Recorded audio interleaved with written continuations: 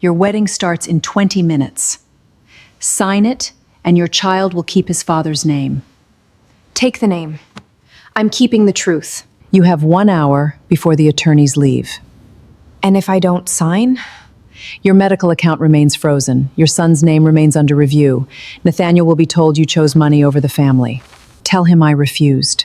You are carrying his child. Then he deserves the truth before he signs anything. Nathaniel knows enough. No, he knows what you gave him. Isabella walked into the nursery, lifted her sleeping son, and packed one small bag. She took no jewelry, no family documents, and no money from the account Eleanor claimed she had stolen.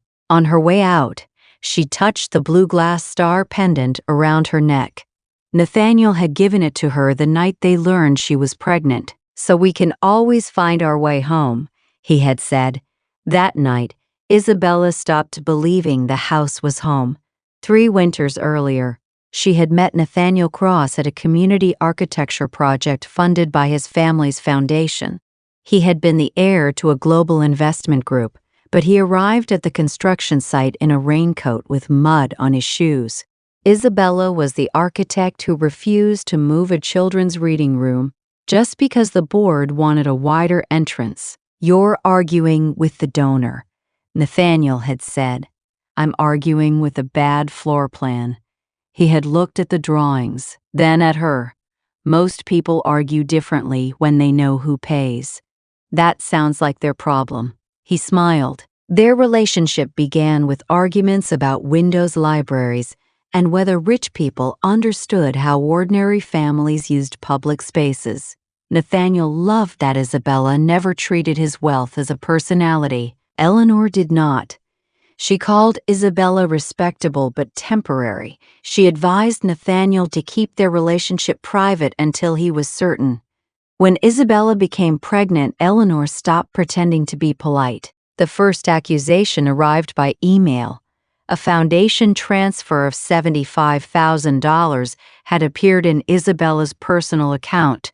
The message attached to it said the money was a private settlement between Isabella and the foundation. Isabella called the bank immediately. She had not requested the money. She returned every dollar the next morning. Then Eleanor showed Nathaniel the incoming transfer and hid the refund. "She took foundation money," Eleanor told him.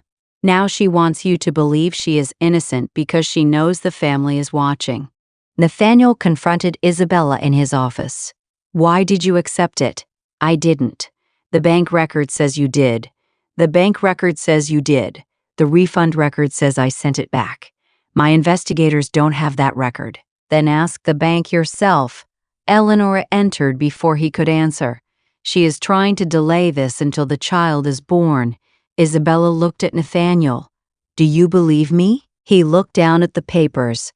That hesitation broke something that anger could not repair. The next day, Eleanor gave Isabella a recording. In it, Isabella appeared to say, "If you want me to leave quietly, the payment needs to be much higher." "That is edited," Isabella said. "The voice is yours." The conversation was about a design contract. "I was refusing payment to keep the foundation from buying my silence." Nathaniel said he needed time. Eleanor used the time to prepare the divorce agreement.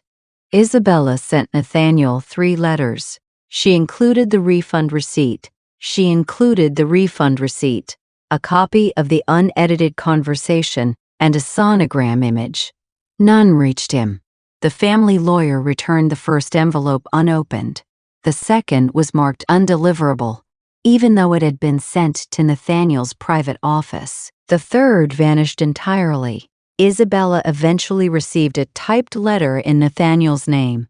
"I believe the bank records. I will not discuss this again. Do not use our child to force me into a marriage I no longer want." She read it while sitting beside the hospital bed after a difficult pregnancy appointment. That was the last time she cried over Nathaniel. She left the city, gave birth to Leo, and built a small design practice from a rented room above a bookstore. She never stopped sending Nathaniel updates about his son. Eleanor's office returned every message. The first winter was the hardest. Leo was born small and needed frequent checkups, while Isabella drew floor plans between feedings. When clients asked why his father was absent, she said the family was complicated and returned to work.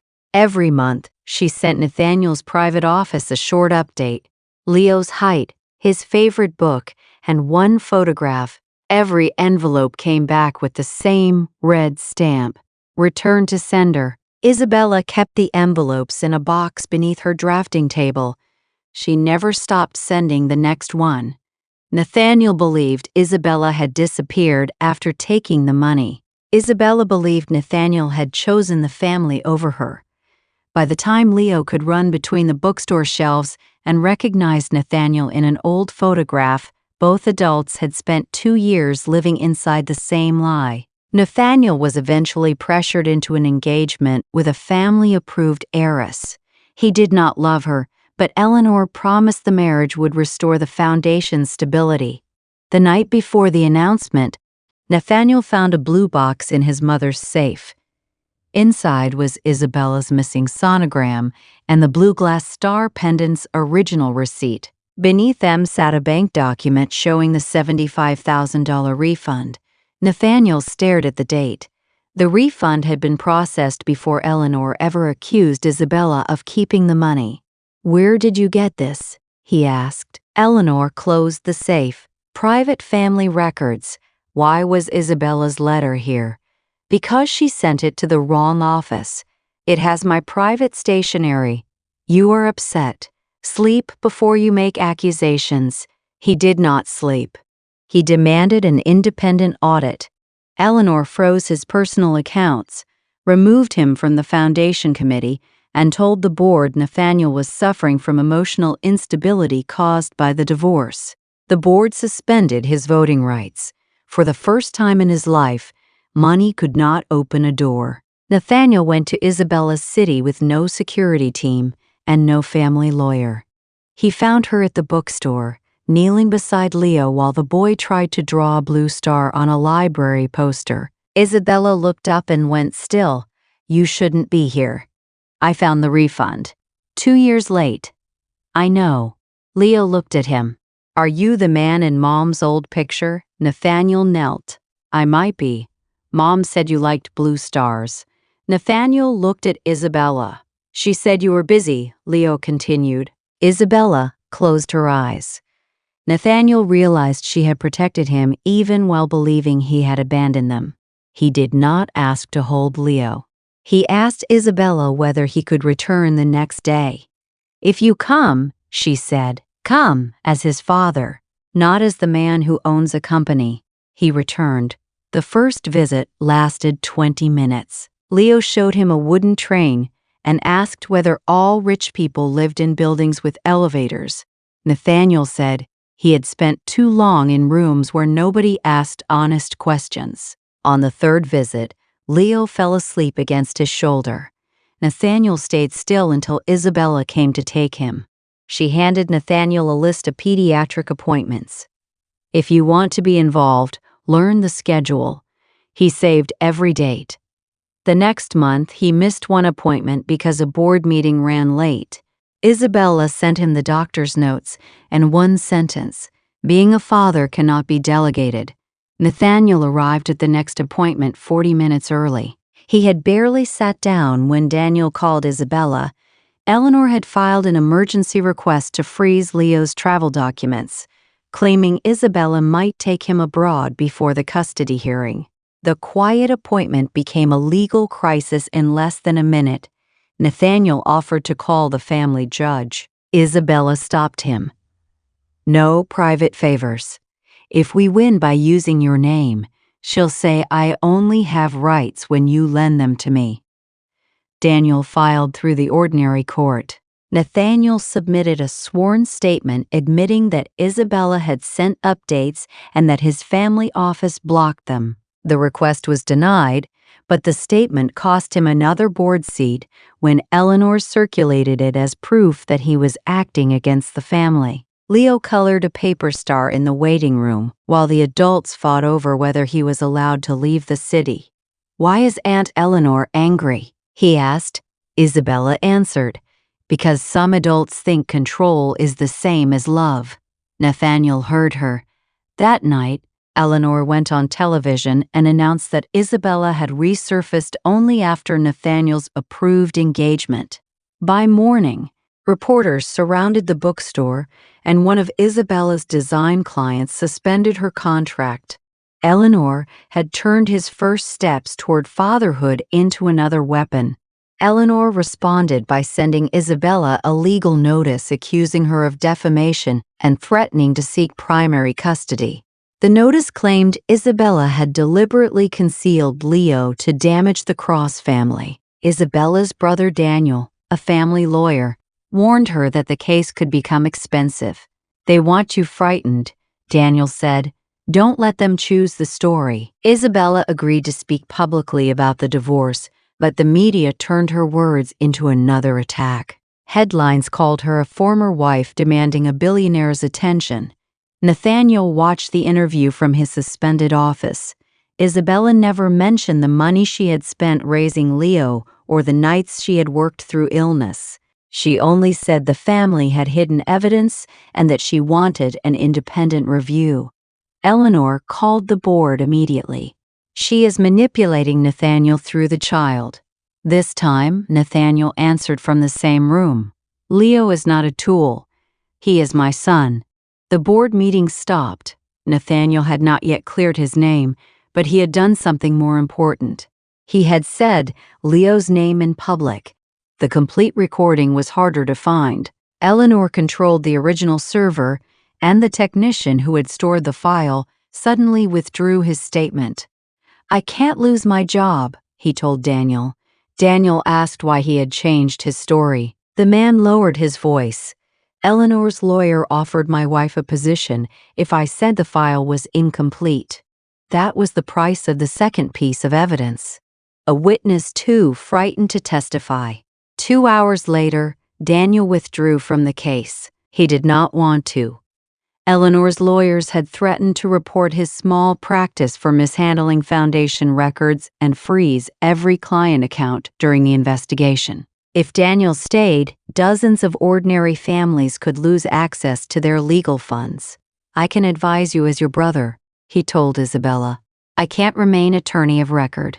Isabella looked at the boxes covering his office floor. Eleanor had found a way to make even loyal help expensive. Before they secured new counsel, the foundation moved the special hearing forward by 4 days. Nathaniel received the notice while the forensic team was copying the old drive. 10 minutes later, remote access wiped the server directory. The technician stared at the blank screen. "The original is gone." Eleanor called Nathaniel before he could respond. "Stop digging," she said. "Return to the approved engagement, and I'll withdraw the custody action against Isabella." Nathaniel put the call on speaker. Isabella heard every word. "You are bargaining with my son," she said. "I'm protecting him from a mother who turned him into leverage." Isabella's hand tightened around the blue star pendant. "A family that needs lies to survive isn't a family. It's a hostage situation." Eleanor ended the call. That night, someone broke into the rented forensic office. Nothing valuable was taken except the damaged backup drive. The police called it an attempted theft. Nathaniel called it the last warning before the hearing. The technician had made one incomplete copy minutes before the wipe, but only the first half of the conversation remained. Isabella's voice said, "If you want me to leave quietly, the payment needs to be much higher." The rest was missing. Nathaniel nearly gave up. Then Isabella remembered the sound behind her voice. "There was a bell," she said. The restoration workshop had a brass door chime. Every time someone entered, it rang. The replacement attorney warned them that recovering audio was not enough. They had to prove it existed before the investigation began. Isabella returned to the restoration workshop. The owner remembered Eleanor's staff collecting the security archive 5 years earlier, but he refused to testify after receiving a tax audit threat. Then his retired receptionist opened an old appointment book. She had written the file number beside Isabella's meeting because the brass bell had malfunctioned that day. The number matched a separate security channel the remote wipe had missed. The forensic team isolated the background audio and restored the missing section with its original timestamp. The full conversation played. "If you want me to leave quietly, the payment needs to be much higher." Eleanor had cut off the next sentence. "I won't accept any payment. I am returning the money because this is not a settlement." The original file proved Isabella had rejected every offer. The recovery report reached the foundation directors 30 minutes before Eleanor's lawyers obtained an order sealing the remaining server records. Nathaniel listened to Isabella's complete voice in the courthouse corridor. His hand shook against the wall. "Money bought silence," Isabella said, taking back the headphones. But it couldn't buy the truth forever. They had evidence Eleanor had failed to bury, and only minutes to keep her from destroying the motive behind it. Eleanor then attempted to destroy the foundation voting documents. Those documents showed the real motive. If Nathaniel divorced Isabella and married the family-approved heiress, Eleanor would retain control of the foundation's voting block. If Nathaniel remained married to Isabella, the authority would transfer to him and eventually Leo. Eleanor had not protected the family's reputation. She had protected her power. The special hearing took place in the foundation's historic library. Eleanor arrived first and arranged the chairs so Isabella would sit beneath a portrait of the Cross founder, like a defendant being judged by the family itself. Isabella arrived with Daniel as her brother, her new attorney, and Leo. Nathaniel stood beside them but waited until Isabella chose the seat. Eleanor addressed the directors before anyone settled. "This woman disappeared with foundation money and returned when her child became valuable." Isabella placed the bank record on the table without looking at the screen. "Say the amount." Eleanor paused. $75,000. "And what time did your office send it?" The accountant answered reluctantly. "Thursday at 4:12 p.m. What time did I return it?" "Friday at 9:03 a.m. Isabella looked directly at Eleanor. "You accused me Friday afternoon. You accused me Friday afternoon. You knew the money was gone before you called me a thief." The accountant's hand trembled over his papers. Eleanor called the transfer an administrative error. The accountant finally looked up. It wasn't. Every director turned toward him. He produced the classification email Eleanor had ordered him to hide. She instructed us to label it a private settlement before the transfer was sent. That was the first public defection. Eleanor lost the account room before she lost the vote. "You were paid to say that," she snapped. "No," the accountant replied. "I was paid for 5 years not to." Nathaniel gripped the back of his chair. "You knew about the refund." Eleanor's control slipped for 1 second. "You were in love with her. You could not think clearly." The answer was not a denial. Isabella's new attorney played the edited recording first. Her clipped voice sounded cold and calculating. "If you want me to leave quietly, the payment needs to be much higher." Eleanor relaxed. Those were her words. "Yes," Isabella said. "Now let me finish them." The restored channel played. The brass bell rang, and Isabella's younger voice continued. "I won't accept any payment. I am returning the money because this is not a settlement." The family lawyer who handled the divorce went pale. Eleanor turned on him. "You told me that channel was gone." The room froze.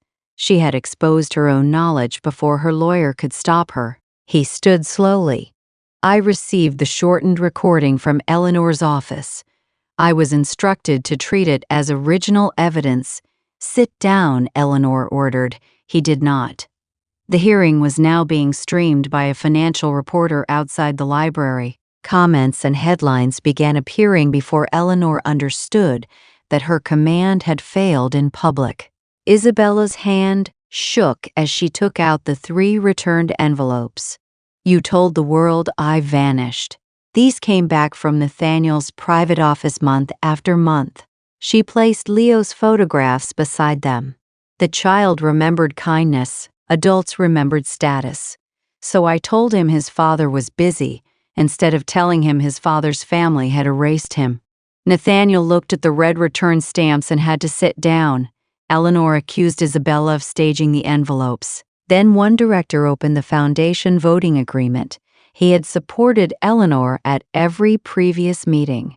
This time, he read the clause aloud. Eleanor retained voting control only if Nathaniel divorced Isabella and married the approved heiress. This wasn't protection, he said. It was succession planning for yourself. Two directors moved their chairs away from Eleanor's side of the table. She stood. Someone had to protect this foundation from a woman who knew nothing about our world. Isabella's voice dropped. You moved money into my account, cut words out of my mouth, and returned photographs of your own grandnephew. Don't call that a world. Call it what it was. Eleanor stared at her, a family that needed me guilty more than it needed the truth. Nathaniel stepped forward only then. She was my wife. Leo is my son, and I failed them before Eleanor ever forged the last page. He faced the cameras as well as Isabella. I called her a gold digger because believing that was easier than admitting I had failed to protect my own family. Isabella did not rescue him from the admission. You believed paperwork instead of the woman standing in front of you, she said. You let me be pregnant and alone because suspicion cost you less than courage. I know. Nathaniel placed his signet ring beside the voting agreement and surrendered the foundation proxy. An independent board would control it, and Leo's trust would never belong to the Cross family office. Eleanor laughed once, but it sounded frightened. You would surrender everything for her. No, I'm surrendering the part that taught us power mattered more than people. The directors froze Eleanor's authority. The accountant, the divorce lawyer, and the recovered server records were referred to investigators. Her approved engagement collapsed before the live stream ended. Eleanor walked out without an escort. Nobody followed her. After the hearing, Nathaniel asked Isabella if he could walk Leo home. She agreed. He did not ask her to come back. He began with school mornings, doctor appointments, and the ordinary work of becoming a father. He learned which fruit Leo refused, which story he wanted twice, and how to sit through a tantrum without calling a staff member. Isabella rebuilt her own practice with Daniel's help. She won a contract to redesign public libraries in 3 countries and refused to put the Cross name on the proposal. The work gave her something she missed more than money, decisions that required no family permission. She designed low reading corners, garden windows, and quiet spaces for parents with tired babies. Nathaniel visited one of the new libraries before the opening. Leo ran between the shelves, while Isabella checked the final measurements. Nathaniel noticed that the children's section included a blue star painted above the doorway. You put that there, he said. Leo chose it. He has good taste. He has a mother who lets him choose. Nathaniel nodded. I'm learning from both of you. You don't want the family to fund it. Nathaniel asked. I want the work judged by the work. Then I'll stay out of the proposal. He did. 2 years passed before Nathaniel asked Isabella to marry him again. During those 2 years, Nathaniel introduced Isabella as Leo's mother and an architect, never as a wife returning to the family. When photographers asked about reconciliation, both said trust was still being rebuilt. He did not bring a ring to her office. He brought the blue glass star pendant, which he had found in the drawer of the old family house. Inside the box was the sonogram Isabella had mailed with her missing letter. I should have seen you, he said. I should have seen him. You see us now. I want to spend the rest of my life proving I can keep seeing you. Isabella closed the box. If we marry, it will not be the family's wedding. It won't be. No speeches about restoring the name. None. No one decides where we live, how we raise Leo, or which language we speak at home. Agreed. And if I say no, then I'll still be Leo's father and your neighbor if you allow it. She looked at him for a long time, then asked me properly. Nathaniel got down on one knee beside the library table, not because the room was grand, but because Leo was building a tower of books nearby.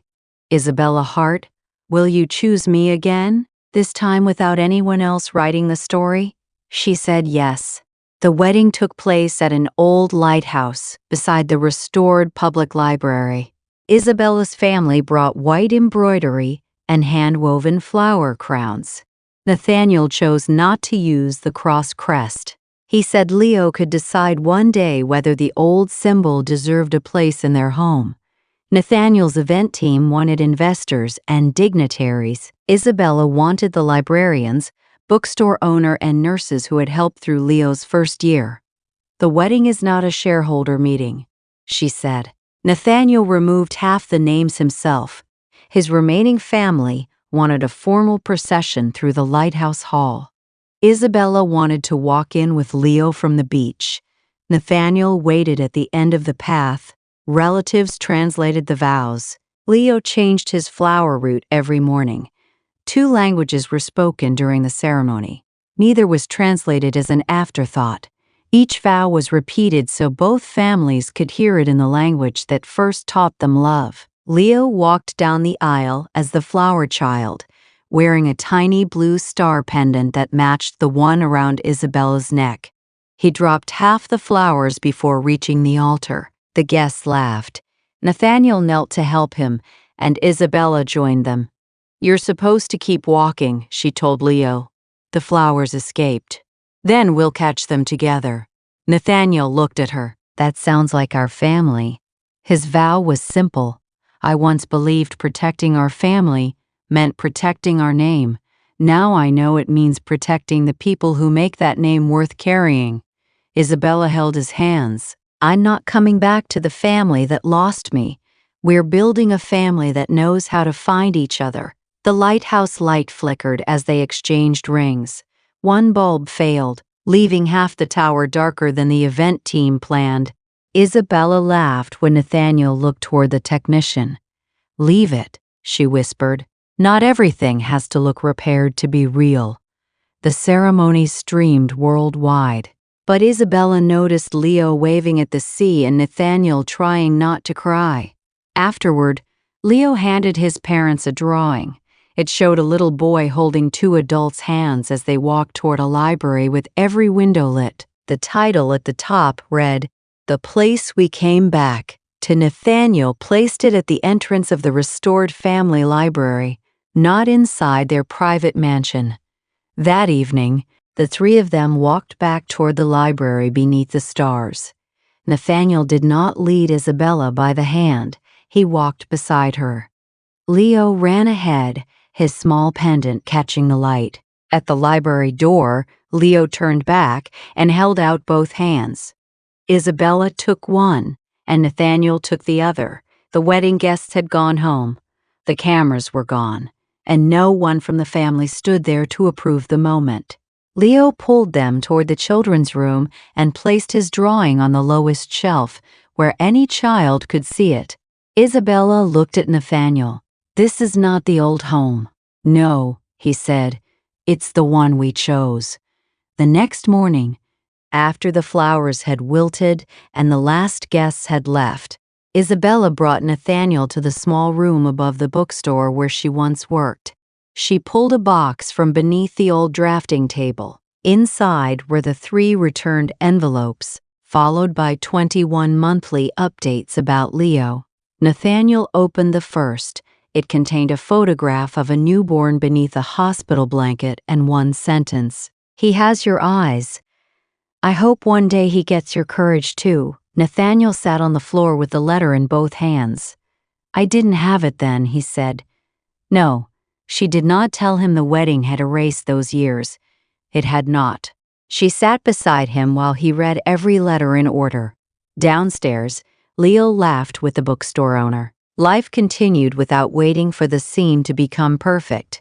Nathaniel reached the final envelope and found no photograph inside, only Isabella's handwriting. I'm going to stop sending these now, not because he stopped asking about you, because I need to teach him that love should arrive, not only be mailed back. Nathaniel covered his face. Isabella let him cry. Then she placed the newest family photograph beside the returned letters, not on top of them. The old loss remained visible beside what they chose to build after it. The family had not been restored by a name, a fortune, or a ceremony seen around the world. It had been rebuilt by truth, ordinary choices, and the child who finally got to walk toward a home with both parents waiting at the door.